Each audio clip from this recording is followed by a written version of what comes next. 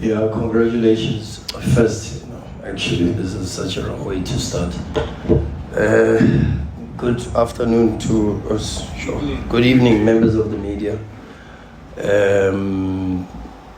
Yeah, congratulations to the football club, everybody involved at the club, the supporters. They've been incredible throughout the season.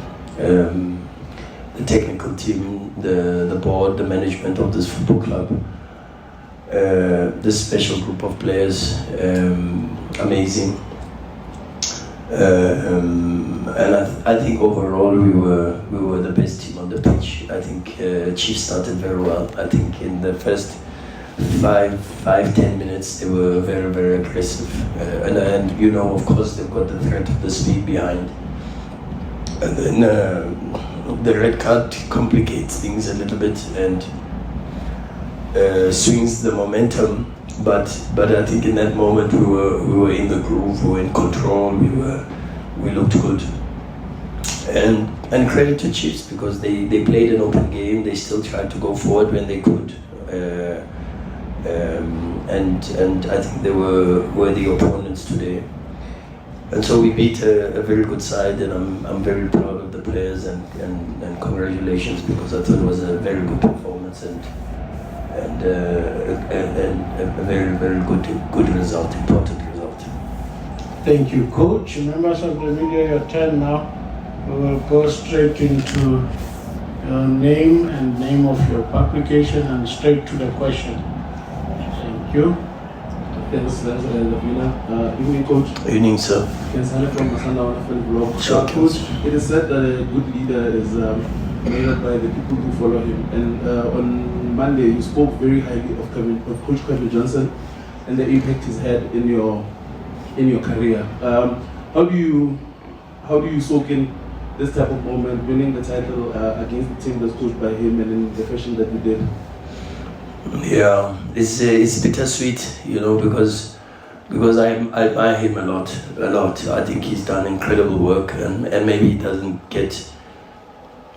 But it's like that in South Africa, isn't it? We don't respect our own. I don't think he gets the respect he deserves. I mean, the guy has produced so many top professional football players.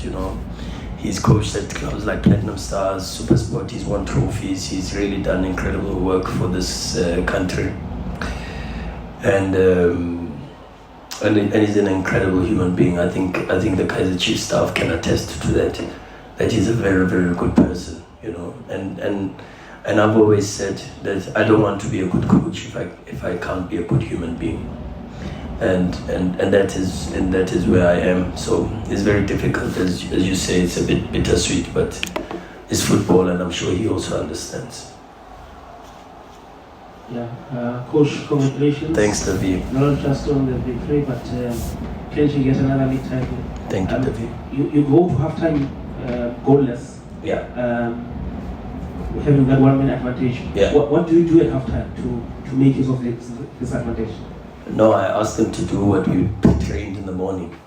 We had a session in the morning, and there was 10 minutes. I only had 10 minutes. And I asked them to do what we trained. And in the second half, they did exactly that. I said to them, don't play for yourselves, don't play for the crowd. Just do what we practiced a couple of hours. You can't have forgotten what we have trained. And they did that. And that's why I've got so much respect for this group, because they are coachable, I enjoy coaching them, I enjoy working with them, and then they just apply their talent. And when you apply your talent with the squad that we have, football belongs to the players, And so huge kudos and huge congratulations to them for a very, very good performance today. Good evening, Coach. Good evening, sir. Felicitations on the victory. Thank you.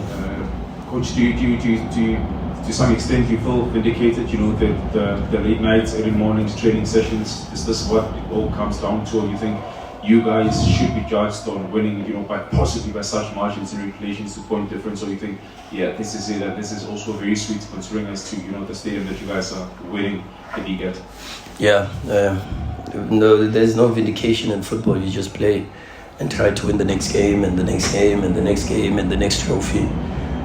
For every winner, there's a loser, and so sometimes you have to have a lot of humility, and so we can't come here and now start. And of course, I think Kaizer Chiefs understands, because that's what competition is about. There are times where you're going to have to witness your competitors celebrating a victory on your home ground, and that's happened to us Sundowns just recently with Esperance.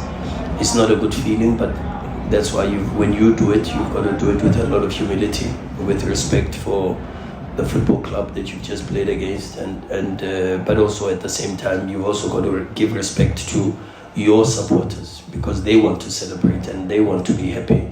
And so it's a delicate situation, but it's a situation that I'm sure the Sundowns supporters enjoy, and they deserve it, because they've been amazing. They support this group through thick and thin, and to win the title against a very strong rival at the Calabash.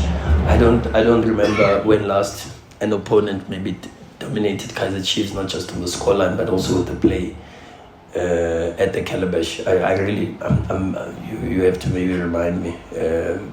So it's big credit to this group of players. Go for it. Good evening, Coach, and congratulations on the Good evening, sir. Congratulations. Coach, there is that elusive 71-point mark that has been there for a while. Does it become the next target given your dominance? And also, are you tempted to entertain the thoughts of going the entire season without a loss? Men plan, but God decides. So this is where we are. Football is about winning, losing, or drawing. So you enter the last couple of games with that. I'm happy to see that we're playing more without the fear of not losing. You know, we went through a period where our performances were based on not losing games, and we had to remind the players that we got so far because we were playing to win games. And I'm happy to see that there's a bit of a shift in that. In the last 4 or 5 games, the mentality has shifted a little bit towards that direction. And the 71 points, why not? Why not go for it? It's there. If you get it, kudos. If you don't get it, unlucky, and you try again next time. You know, why not go for the next target? And that's, every mountain is there to be attempted, to be climbed. And the moment you climb one mountain, and this is the most successful people, and you know what I always say about success, having the same clues, they look for another mountain to climb.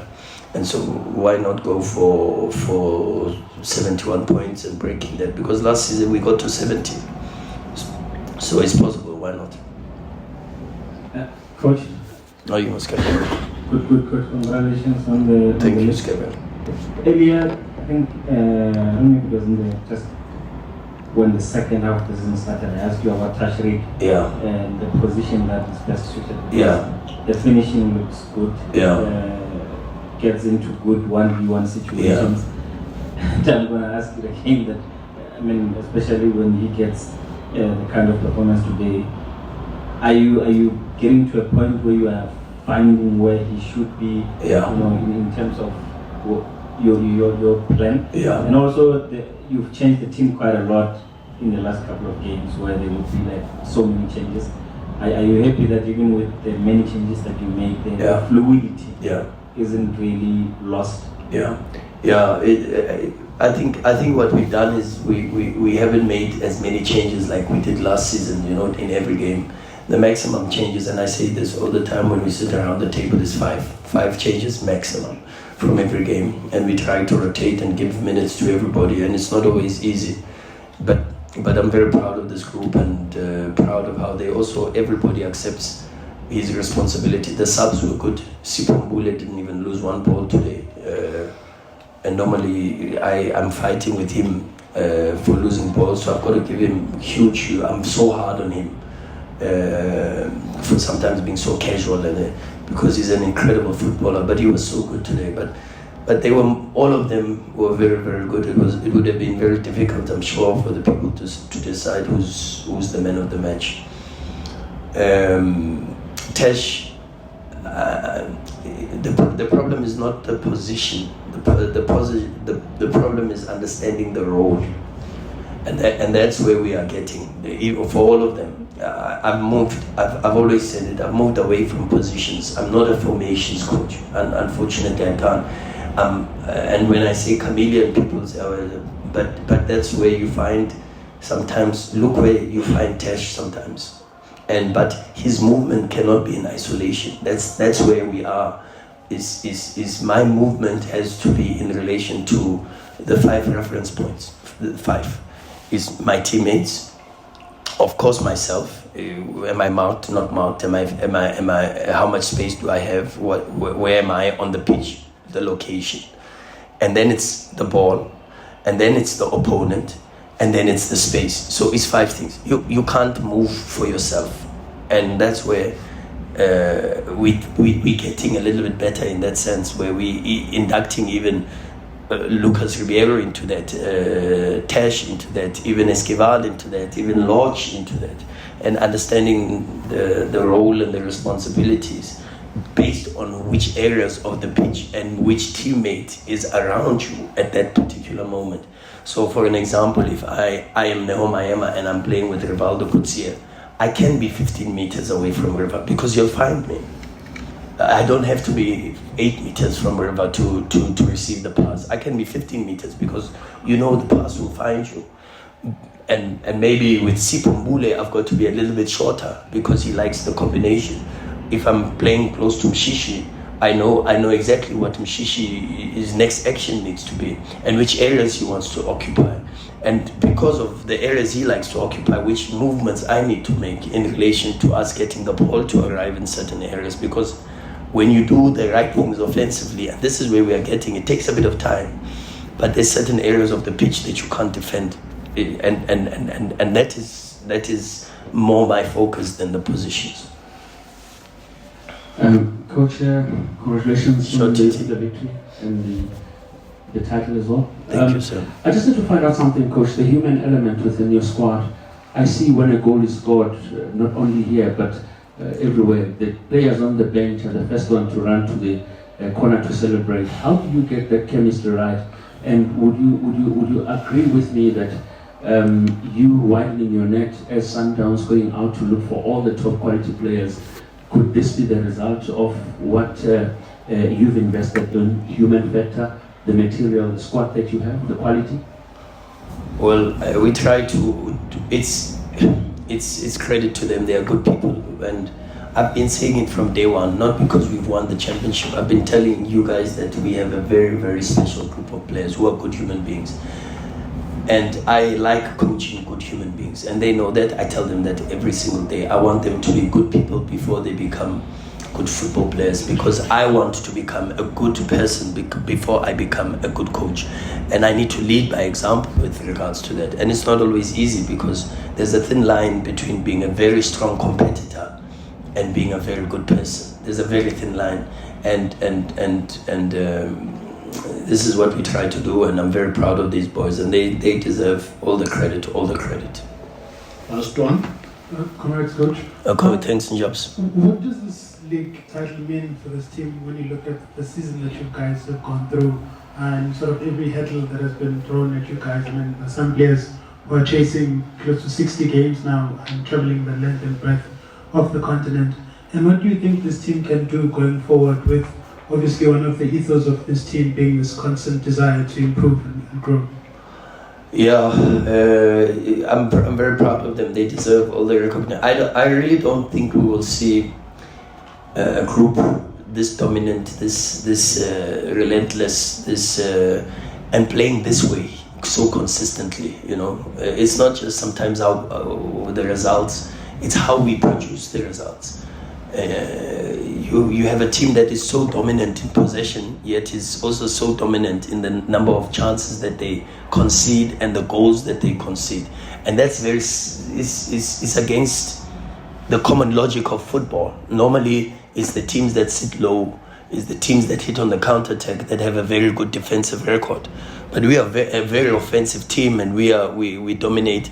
The other day, I saw a study that was done in Europe, and they compared most of the teams, in fact, In fact, I can't remember how many teams they analyzed. It was close to 5,000 teams across the different leagues in the world.